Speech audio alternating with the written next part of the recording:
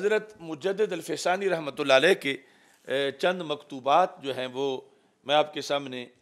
پہلے پیش کرنا چاہتا ہوں۔ آپ فرماتے ہیں کہ ہر مبتدع و دال عقائد فاسدہ خدرہ بزا میں فاسد خود از کتاب و سنت اخذ می کند، کہ ہر بد عقیدہ بندہ اپنے نظریے کے مطابق اپنا جھوٹا عقیدہ وہ یہی ثابت کرتا ہے کہ میں قرآن سے پیش کر رہا ہوں اور میں سنت سے پیش کر رہا ہوں۔ تو آپ فرماتے ہیں کہ تصحیح عقائد بر وفق آرائے علماء اہل سنت و جماعت کہ نجات اخروی وابستہ با اتباع آرائے ثواب نمائے این بزرگوارہ است، کہ اپنا عقیدہ اہل سنت کے اکابر کے مطابق درست رکھو۔ ویسے تو ہر بندہ یہ کہے گا کہ میرا قرآن سے ثابت ہے، میرا سنت سے ثابت ہے، یعنی خواہ وہ ناسبی ہے، رافضی ہے، تفضیلی ہے، وہ جو بھی ہے وہ کہے گا، اہل سنت سے ہٹ کر بھی وہ کہے گا کہ میرا تو اہل سنت سے ثابت ہے۔ تو مجدد صاحب نے لکھا کہ نہیں، نخستین ضروریات بر ارباب تکلیف تصحیح عقائد است بر وفق آرائے علماء اہل سنت و جماعت، کہ سب سے پہلی جو دین کی ضرورت ہے، ضروریات دین میں سے جو سب سے پہلی چیز ہے وہ یہ ہے کہ اپنے عقائد کو علماء اہل سنت کی آراء کے مطابق صحیح کرنا، یعنی علماء اہل سنت جن کو مجدد صاحب علماء اہل سنت کہہ رہے ہیں۔ تو پتہ چلا کہ خانقاہ میں بیٹھے ہوئے کو علماء کے بارے میں اپنے آنے والوں کو بتانا چاہیے کہ ہمارے اکابر علماء ماضی میں جو اہل سنت گزر چکے ہیں، ہم نے ان کے مطابق اپنا عقیدہ رکھنا ہے، اور یہ پہلی ضرورت ہے۔ یعنی جس طرح اب وضو ہوگا تو آگے نماز پڑھی جائے گی، تو سب سے پہلے عقیدے کی اصلاح کی دعوت جو ہے وہ سجادہ نشین وہاں بیٹھا ہوا دے۔ تو مجدد الفیسانی رحمۃ اللہ علیہ آپ نے کہا کہ یہ ضروری ہے کہ روحانی درگاہوں میں فقہ کی کتابوں کا بھی درس دیا جائے، باقاعدہ قدوری، کنز الدقائق، اس طرح کی کتابیں لکھ کر بھیجیں کہ یہ درس دیا جائے۔ اور پھر یہاں تک اب لکھا،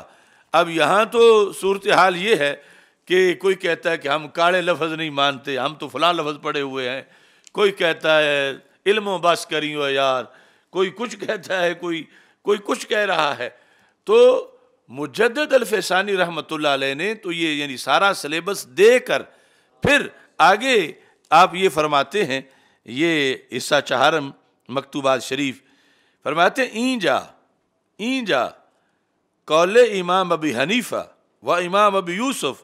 و امام محمد معتبر است، نہ عمل ابی بکر شبلی و ابی حسن نوری۔ یہ بعد والے دو عظیم ولیوں کے نام ہیں اور پہلے تین عظیم فقہا کے نام ہیں، حالانکہ وہ بھی ولی ہیں لیکن عرف عام ان کو فقیہ سمجھا جاتا ہے، مفتی سمجھا جاتا ہے۔ تو مجدد صاحب نے لکھا کہ حلال و حرام والے مسئلے میں صوفیوں کے قول نہیں چلیں گے، فقہا کے قول چلیں گے۔ صوفی اپنی جگہ صوفی ہیں، اپنی جگہ ان کی شان بڑی ہے، اپنی جگہ ان کی کرامتیں بڑی ہیں، مگر جب بات فتوے کی ہوگی، بات شریعت بیان کرنے کی ہوگی تو پھر ان کی بات کو نہیں لیا جائے گا۔ کہتے ہیں کہ این جا قول امام ابی حنیفہ و امام ابی یوسف و امام محمد معتبر است۔ تو یعنی کتنے اب صورتحال ہیں، وہ کہتے ہیں کہ جی ہم سید ہوتے ہیں، یہ ابو حنیفہ کون ہوتا ہے، کوئی کہتا ہے ہم فلاں ہوتے ہیں، یہ امام ابو یوسف کون ہوتا ہے۔ تو شریعت مطہرہ کے اندر یہ بات طے شدہ ہے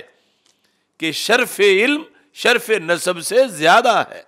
یہ اہل سنت و جماعت کا 14 صدیوں میں متفق علیہ مسلک رہا ہے۔ تو اس بنیاد پر صوفیاء کا درجہ ہے اور صلحاء کا درجہ ہے، سب کا درجہ ہے، مگر شریعت مطہرہ جنہوں نے بیان کی اس کے مطابق پھر یہ بات رہے گی تو خانقاہ چلے گی اپنے اصل کردار کے ساتھ۔ خانقاہ کا جو پھر اثرات مرتب ہوں گے، پھر دین کی حفاظت ہوگی، تحفظ ہوگا۔ اور اگر ان چیزوں کو ترک کر دیا جائے گا، اصول کو ترک کر دیا جائے گا، تو پھر کچھ نہیں بچے گا۔ اب دیکھو جن لوگوں نے ہمارے نظام کو ترک کیا، ہمارے تربیت کے طریقے کو ترک کیا اور علیحدہ ایک سسٹم بنایا، وہ نظام ہے جس طرح مثلا سعودی عرب کا ہے یا اس سے ملتا جلتا، بالآخر وہ آج آ کے مجبور ہوئے، یعنی جس وقت ان کے شاگرد داعش بنے، جب ان کے شاگرد انہوں نے خود کش دھماکے کیے، جب ان کے نائر نجیدی نامی بندے نے مسجد نبوی شریف کے دروازے پر دھماکہ کر دیا چند سال پہلے رمضان المبارک میں، تو پھر انہوں نے اس پر سروے کیا کہ یہ ہمارے پڑے ہوئے، یہ ہماری مانتے کیوں نہیں؟ یعنی یہ اب جو داعش کا فتویٰ ہے کہ مثلا سعودی حکومت مرتدوں کی حکومت ہے اور امام حرم جو ہے یہ مرتد ہے، یا خادم الحرمین پر کفر کا فتویٰ ہے، یا سرکار یہ بینک لوٹ لینے چاہیے سعودی عرب کے، یہ سارے فتوے داعش نے دیے ہوئے ہیں۔ اور وہ ہیں کون؟ وہ انہی کے مکاتب کے پڑھے ہوئے ہیں، ان کو کسی اور نے تو نہیں پڑھایا، وہ بریلوی تو نہیں ہیں، وہ ان کے ہی پڑھے ہوئے ہیں، اور پھر اب آیات اور احادیث پیش کر کے ان کو جھوٹا کہہ رہے ہیں کہ ڈائریکٹ استدلال کرنے کی بنیاد پر۔ تو انہوں نے اپنے کالم لکھے اس سلسلہ میں اجلاس میں کہ ایسا کیوں ہوا، تو اس پر انہوں نے لکھنا پڑا کہ ہم نے امام ابو حنیفہ رحمۃ اللہ علیہ جیسے فقہا کو چھوڑ کے ڈائریکٹ استدلال کیا کہ ان کی نہج کی ضرورت نہیں، وہ صوفیاء کے طریقے کی ضرورت نہیں، تو یہ خود اب ڈائریکٹ ہو گئے، ہم سے بھی آگے، ہمیں بھی چھوڑ گئے ہیں۔ تو اس طرح یعنی وہ بھی بند گلی میں بند ہوئے، اور ادھر کے اگر یہ چھوڑیں گے اس طریقے کو تو اس میں بھی تشیع آئے گا، اور جس طرح کہ رفض جو ہے وہ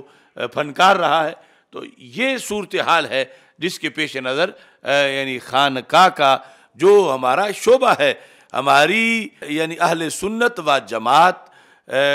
کے وہ قلعے ہیں، اہل سنت و جماعت کے نذرانے ہیں، فنڈز ہیں، ان کا وہ بہت بڑا مصرف ہے، وہاں سے رجال تیار ہونے چاہیے، وہاں سے ہزاروں لاکھوں لوگ اس دین کی سربلندی کے لیے وہ متحرک ہونے چاہیے، لیکن چونکہ اخراجات سارے وہاں ہو رہے ہیں، لیکن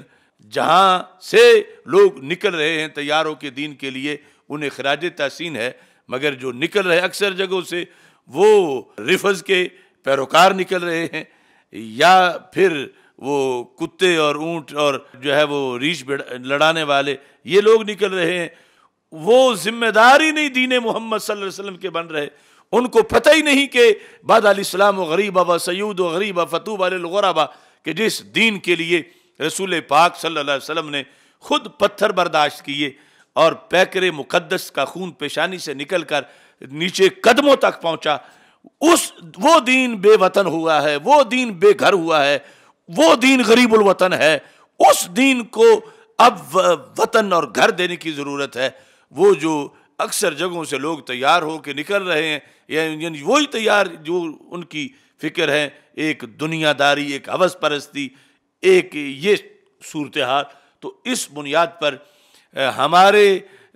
بڑے قلعے جہاں پر ایسی صورتحال ہے، تو یہ کتنا فکری نقصان ہے ہمارے مسلک کا، اور کس قدر یعنی یہ جو بہت زیادہ مسلک کو غیروں کی طرف سے دبایا جا رہا ہے، اس میں ان لوگوں کا بڑا دخل ہے کہ جنہوں نے جہاں سے شیر تیار کرنے تھے وہاں انہوں نے لومڑیوں کا کاروبار کر رکھا ہے، اور جہاں انہوں نے آنکھوں والے کہ جو دیکھیں کہ چوری کہاں سے ہو رہی ہے، وہاں انہوں نے نبینے بنانے کا دھندا شروع کیا ہوا ہے، اور جو جاتا اس کی آنکھیں نکال رہے ہیں اور اس کو اندھوں کے دیس میں داخل کر رہے ہیں۔